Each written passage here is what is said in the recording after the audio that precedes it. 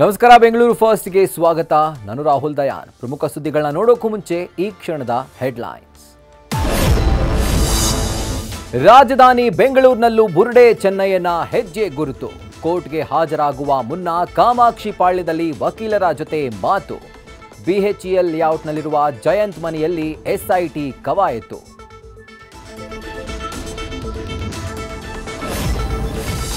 ಪರಪ್ಪನ ಅಗ್ರಹಾರದ ಜೈಲು ಕಂಬಿ ಹಿಂದೆ D gang ವಿಲವಿಲ. Bengaluru to ಬಳ್ಳಾರಿಗೆ ಶಿಫ್ಟ್ ಆಗ್ತೀನಾ ಅಂತ ದರ್ಶನ್ಗೆ ಢವಢವ. ಪವಿತ್ರಾಗೂ ಜಾಮೀನು ಅರ್ಜಿ ತೀರ್ಪು ಮುಂದೂಡಿಕೆಯಿಂದ ಕಳವಳ.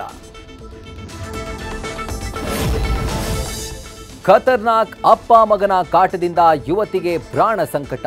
ಸ್ನೇಹ ಸಲುಗೆ ಅಂತ ನಂಬಿಸಿ ಯುವತಿ ಜೊತೆ ಕೀಚಕನ ಮೋಸದಾಟ. ಮಗನ ಜೊತೆ ಸೇರಿ ಅಪ್ಪನು ಆಡಿದ್ದ ವಿಡಿಯೋ ವೈರಲ್ ಕಳ್ಳಾಟ. ನ್ಯೂಸ್ ಫಸ್ಟ್ ವರದಿಯಿಂದ ಸಿಎಂ ತಲುಪಿದ ಸರ್ಕಾರಿ ಶಾಲೆ ಸಮಸ್ಯೆ. ಶಾಲಾ ಕಿಟಕಿ ಕುಸಿತದ ಘಟನೆ ಬಗ್ಗೆ ವರದಿ ನೀಡುವಂತೆ ಸಿಎಂ ಆದೇಶ. ಆಸ್ಪತ್ರೆಯಲ್ಲಿರೋ ಮಕ್ಕಳ ಮೇಲೆ ನಿಗಾ ಇಡುವಂತೆಯೂ ಸೂಚನೆ.